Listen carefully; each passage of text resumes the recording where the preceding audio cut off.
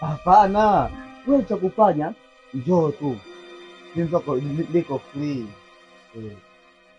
Na kunifunga. Haya. Yaani simu kwa mpya ya sasa ukitaka la. Mshatembea tu miezi kadhaa tu.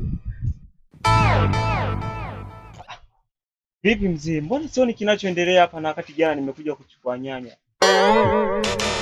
Kwa hiyo kipindi kile mnakuja kukopa mkaona manikomoa wenyewe eh?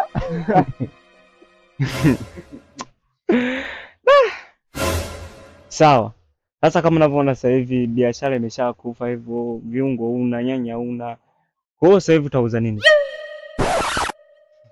Nauza sura.